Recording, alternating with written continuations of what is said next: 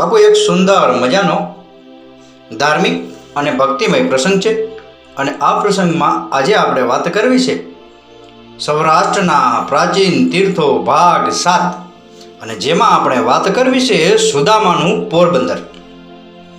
સુદામાપુરી અથવા પોરબંદર જૂનાગઢથી રોડ રસ્તે 105 કિલોમીટર છે.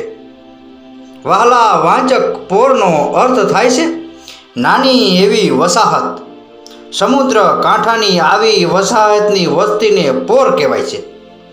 આવા પોરમાં મિત્રોની અતૂટ સ્નેહકથા, મિત્ર પ્રેમથી પાંગરેલી આ વસાહત શહેર બનીને આજે પોરબંદરથી પ્રસિદ્ધ છે. અહીં એક સમયે ભગવાન શ્રી કૃષ્ણના બાલ સખા સુદામા વસતા હતા. તેથી સુદામાપુરી પણ કહેવામાં આવે છે.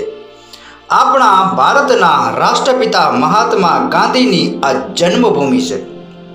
બાળક સુદામા અને બાલકૃષ્ણ વિદ્યા અભ્યાસ માટે ગુરુ સાંદીપની ઋષિના આશ્રમમાં સાથે ભણતા ખાસ બાળમિત્રો હતા.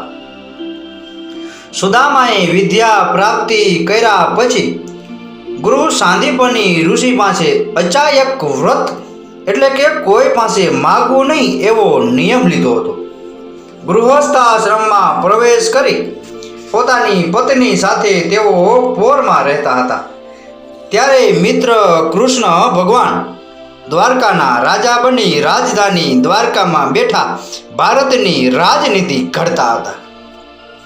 સુદામા અચાયક વ્રત નિયમ પાળતા હતા. તેથી તેનું સંસારી જીવન દરિદ્રાવસ્થામાં વહન થતું હતું. આ નેક ટેકવાળા સુદામાજીના પત્નીને વિચાર થયો કે ભગવાન શ્રી કૃષ્ણ અને મારા સ્વામી બાળમિત્રો હતા.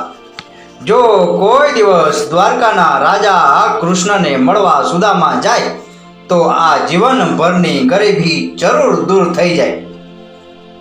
આથી સુશીલ પત્ની વિચાર કરી એક દિવસ સુદામાને કહ્યું કે હે નાથ, તમારા બાળ મિત્ર દ્વારકાના રાજા બન્યા છે તો મિત્રને મળવાનું મન થતું નથી. એક વખત મિત્રને મળવા તો જાઓ. સુદામા કહે કે ભદ્રે, એવા મારા નસીબ ક્યાંથી કે બાળ મિત્રને મળવા જાઉં, પણ હું રહ્યો અકિંચન. ઘણે વખતે મળવા બાળ સખા પાસે ખાલી હાથે કેમ જાવું? આથી સુદામાના પત્નીએ ભેટ આપવા ચોખામાંથી તાંદુલ એટલે કે પૌવા આપ્યા અને સુદામાને આપી કૃષ્ણ ભગવાનને મળવા દ્વારકા મોકલ્યા. અશક્ત શરીરે સુદામાજી ઘણા સમયે દ્વારિકા પહોંચ્યા. ભગવાન શ્રી કૃષ્ણના મહેલે જઈ દ્વારપાળને કહ્યું કે હે કૃષ્ણ ભગવાન, કહો મિત્ર, સુદામા મળવા આવ્યા છે. દ્વારપાળના આ સમાચાર સાંભળતા જ ભગવાન શ્રી કૃષ્ણ દોડતા સુદામાને મહેલના દરવાજા ભેટી પડ્યા અને અશક્ત મિત્રને પોતાનો ટેકો આપી નિજ મહેલમાં લઈ આવ્યા. અતિથિ મિત્ર સુદામાના કુશળ સમાચાર પૂછી ચરણ ધોયા, આસન આપી નિરાતે વાતો કરવા બંને બાળ મિત્રો બેઠા. ભગવાન કૃષ્ણ વાતો કરે છે અને સુદામા એક દી જંગલમાં લાકડા લેવા સાથે ગયા ને ઘનઘોર વરસાદ થયો હતો. સુદામા કહે, મને બરાબર યાદ છે, તમારા ભાગના ચણા ગુરુજીએ મને આપેલા તે હું જ ખાઈ ગયો હતો અને વરસાદ તૂટી પડતા આપણને જંગલમાં ગુરુજી ગોતવા નીકળેલા. આમ ગુરુ આશ્રમની વાતો યાદ કરતા કરતા ભોજન સમય થઈ ગયો. ત્યારે સંકોચાતા સુદામાએ ભોજન સાથે લાવેલ તાંદુલ મિત્રને દયા. પ્રભુએ તે જ વખતે સાકર અને દૂધમાં પૌવા પ્રેમપૂર્વક જમ્યા અને તેનું પુણ્ય સુદામાને અર્પણ કર્યું. આથી સુદામાના દરિદ્રનો નાશ થયો. મિત્રની ઘણા દિવસ મહેમાન ગતિ માણી સુદામાએ પોર ગતિ પ્રયાણ કર્યું. વસાહતના આવીને જુએ છે તો સાધન સંપન્ન પોતાનું ઘર જોયું અને પ્રસન્ન થયા. અચાનક મિત્રની જીવનભરની ગરીબી દૂર કરનાર ભગવાન શ્રી કૃષ્ણને યાદ કરી ઈષ્ટ ભક્તિમાં જીવન પસાર કર્યું. વખત જતા સમુદ્ર કાંઠાનું બંદર હોવાથી પોર વસાહતનો વિકાસ થયો અને પોરબંદર શહેર થયું. પોરબંદર પોરબંદર શહેરમાં સુદામા ચોક છે. સુદામા ચોકમાં સુદામાજીનું પ્રાચીન મંદિર છે. મંદિર ફરતા વિશાળ ચોગાનમાં સત્સંગ ચાલતો જ રહે છે. અહીં ભૂલ ભૂલામણીની રચના થયેલી છે. તેમાં ચાલીને લોકો પાપ પુણ્યની ગણના કરે છે. આ એક વિરલ દ્રશ્ય છે.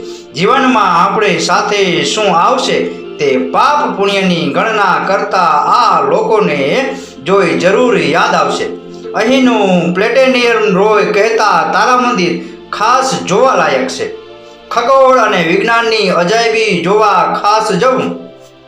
ગ્રહો, તારા અને નક્ષત્રો જોવા. ચંદ્રના 27 પત્નીના નામ નક્ષત્રોની પરિચિત થવાનું ભૂલશો નહીં. ચોપાટી અને મહાત્મા ગાંધીનું જન્મસ્થાન કીર્તિ મંદિર પણ જોવા જેવું છે. સામે જ ભારત દર્શન જોવાલાયક સ્થળ છે. અહીંયા સમગ્ર ભારતના સુંદર સ્થળો, પૌરાણિક પ્રસંગોના ચિત્રો અને મહાપુરુષોની પ્રતિમાઓ છે. ભારતીય સંસ્કૃતિની પ્રત્યક્ષ માહિતી આપતું દર્શન જરૂર કરજો. અસ્તુ. અકિંચન મિત્રની ભેટ તાંદુલ પૌવા આજે પણ દ્વારકાધીશને વર્ષમાં એક દિવસ આસો માસની શરદ પૂનમના ધરાવવામાં આવે છે. અને દરેકને મિત્રને યાદ રાખવાનો સંદેશો રણછોડરાય આપે છે. પૌવા ભાગ્યે જ કોઈ ગૃહસ્થ પત્ની બનાવી શકે. તેથી બજારમાં પૌવા ખરીદી દૂધ સાકરમાં આજે પણ ભગવાનના શ્રી કૃષ્ણના સૌરાષ્ટ્રમાં શરદ પૂનમમાં ધરાવવામાં આવે છે. અને પૌવાનો ચેવડો મિત્રો માટે કંઈક પણ સાથે લઈ જવાની ભાવ ભરેલી ભેટ છે. પોરબંદરથી 37 કિમી દૂર કૃષ્ણના કુળદેવી અંબાજી હર્ષદ માતાનું મંદિર છે. બાબુ, આ હતો સૌરાષ્ટ્રના પ્રાચીન તીર્થો ભાગ 7નો પ્રસંગ, સુદામાના પોરબંદર વિશેનો પ્રસંગ.